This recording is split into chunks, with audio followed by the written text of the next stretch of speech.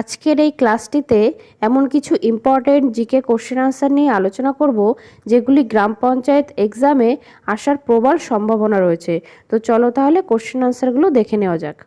আজকের ফার্স্ট কোশ্চেনটি দেখা আছে, পশ্চিমবঙ্গ বিধানসভায় মোট আসন কত? রাইট অ্যান্সার হয়ে যাবে অপশান বি, 294টি। নেক্সট কোশ্চেন, পশ্চিমবঙ্গের সবচেয়ে বড় শহর কোনটি? Option A Asansol, B Siliguri, C Durgapur, D Kolkata. Right answer হবে option D Kolkata.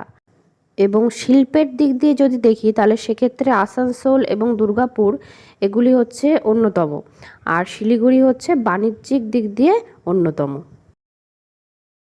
Question number 3, Sundarban কোন নদীর মোহনায় অবস্থিত?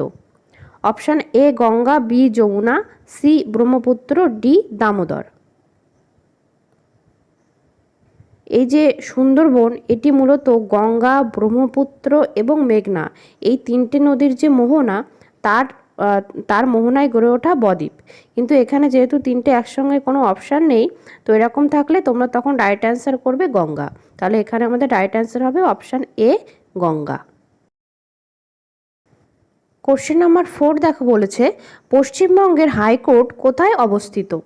Option A Delhi, B Kolkata, C Howrah, D Siliguri.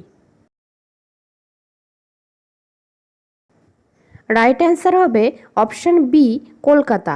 এটি প্রতিষ্ঠিত হয়েছিল 1862 সালের 1 জুলাই এবং এটি হচ্ছে ভারতের সবচেয়ে পুরানো high court.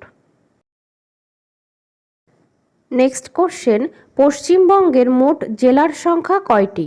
Option A 20, B 22, C 23, D 25টি। এখানে রাইট অ্যান্সার হয়ে যাবে অপশান সি 23টি। আর এখানে আরেকটা খুবই ইম্পর্টেন্ট যেটা কোশ্চেন, সেটা হচ্ছে শেষ যে জেলার বিভক্তটা হয়েছিল, তো 2017 সালে সেটি হয়েছিল বর্ধমান জেলাটা ভেঙে পূর্ব বর্ধমান এবং পশ্চিম বর্ধমান তৈরি করা হয়েছিল। আর এখান থেকে একটি ইম্পর্টেন্ট কোশ্চেন বিভিন্ন পরীক্ষাতে আসতে দেখা যায়, সেটি হচ্ছে পশ্চিমবঙ্গের সবচেয়ে নবীনতম জেলা কোনটি? তো তখন তোমরা রাইট অ্যান্সার করবে পশ্চিম বর্ধমান।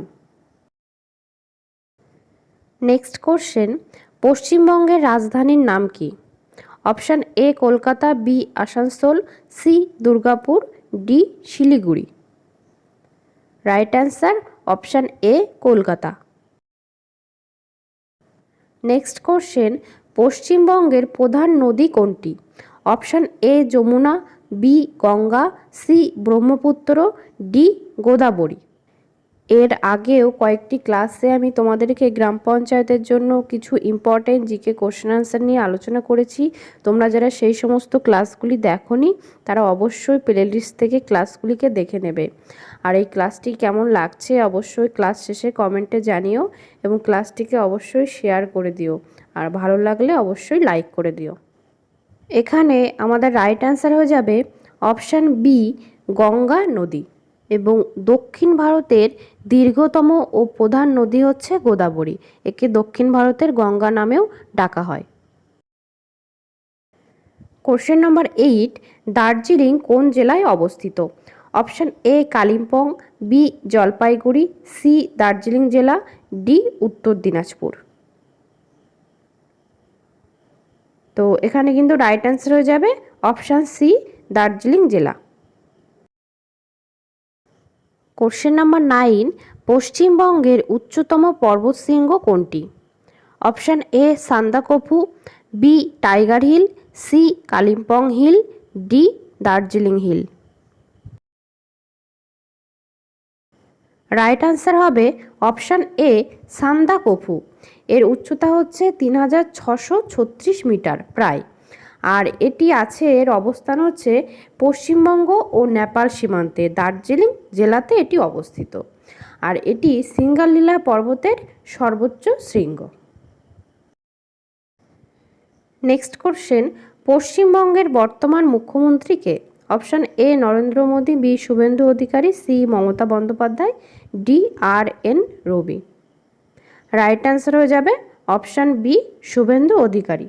এবং আমাদের ভারতের প্রধানমন্ত্রী হচ্ছেন নরেন্দ্র মোদী এবং মমতা বন্দ্যোপাধ্যায় হচ্ছে আমাদের প্রাক্তন মুখ্যমন্ত্রী, আর বর্তমান আমাদের রাজ্যপাল হচ্ছেন আর.এন. রবি। এই চ্যানেলে আমি নিয়মিত তোমাদের বিভিন্ন পরীক্ষার জন্য যে সমস্ত ইম্পর্টেন্ট জিকে কোশ্চেন আনসার, তার পাশাপাশি বিভিন্ন এক্সামের পিওয়াইকিউ নিয়ে আলোচনা করছি। তো তোমরা অবশ্যই প্রত্যেকটি ক্লাস ফলো করবে, আর যারা এখনও চ্যানেলটিকে সাবস্ক্রাইব করনি তারা অবশ্যই সাবস্ক্রাইব করে নিও। আর আজকের ক্লাসটি এই পর্যন্ত ছিল। নেক্সট ক্লাসে আমি তোমাদের সঙ্গে আরও কিছু ইম্পর্টেন্ট কোশ্চেন আনসার নিয়ে আলোচনা করব।